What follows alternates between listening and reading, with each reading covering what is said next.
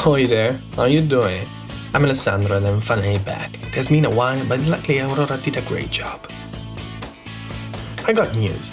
From today on, I'll personally start writing and speaking only in English, because even if most listeners are Italian, I think this will significantly improve audiences. Today we will leave Spain and reach a new country, the United States of America. I'll let you, it will be a long voyage, starting from the East Coast arriving at the West. Buckle up and let's go. We take off from Granada with a flight with a stopover in Madrid and direction New York. Please, relax, because it's going to be a long flight. After almost 10 hours, we land in New York at the JFK airport. I give you an advice, before coming to the USA, buy an internet SIM card. Okay, fine, we are regularly registered with the touristic visa ISTA to go to the passport control desk and get into America. I'm so excited. During the entire journey, we are going to follow a route that I followed 2 years ago. We have finally arrived in New York and we have booked a great hotel room at the Plaza Hotel, one of the most famous and important hotels in New York. What a view from there above all Central Park.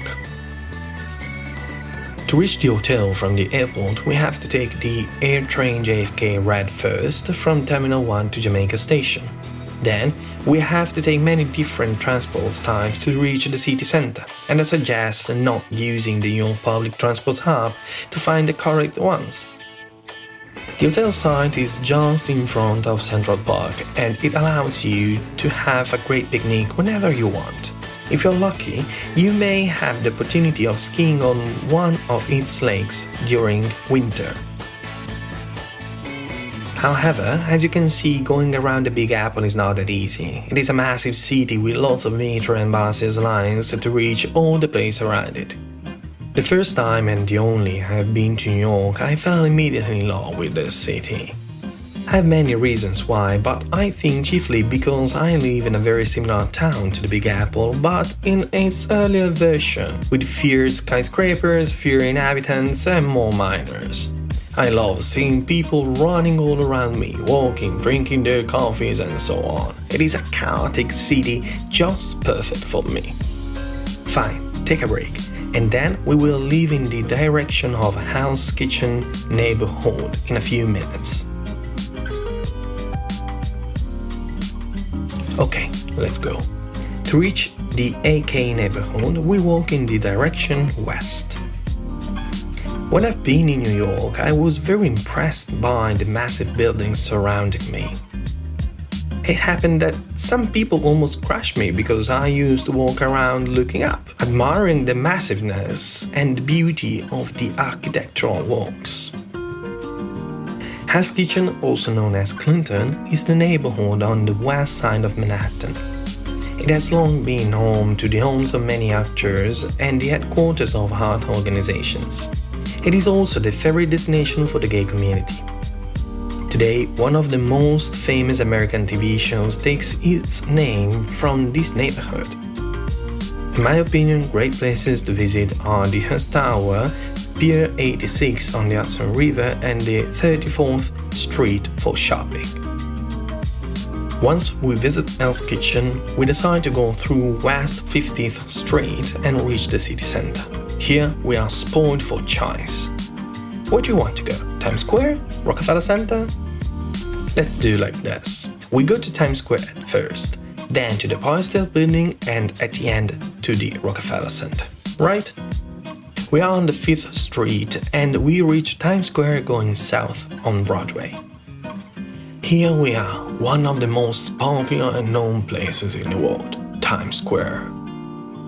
It is a major commercial intersection, tourist destination, entertainment center and neighborhood in Midtown Manhattan.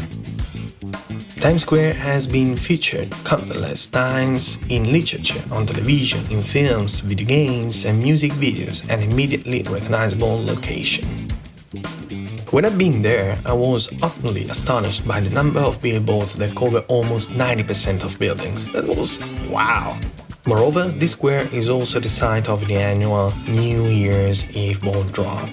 About 1 million revealers crowd Times Square for the New Year's Eve celebration, more than twice the usual number of visitors the area usually receives daily. From here, we go straight in direction downtown through Broadway till we reach Greeley Square Park, from which we can admire the beauty of the Empire State Building. If you want to get in till the 102nd floor, tickets cost more or less $70. Designed by Shreve, Lamb and Hamill, this building was built between 1930 and 1931. Once, it was one of the world's highest buildings. From the top of the building, we have an excellent 360 degrees view above all the city. Looking at north, we can see Harlem, the Afro-American neighborhood, and on the south side we can find the Statue of Liberty and the Brooklyn Bridge that takes us to the homonym neighborhood.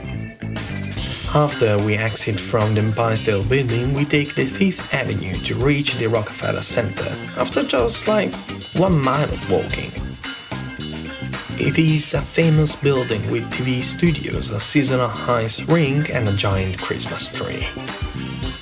Unfortunately, I've not been there during Christmas because Rockefeller Center becomes a wonderful place in that period. Guys, that's all for today from Rockefeller Center. See you next week for discovering downtown New York. I remind you to follow our podcast on Spotify, Apple Podcasts and Google Podcasts, where you will find all the different cities episodes. Have a great week. Cheers, Alessandro K, Rolling South.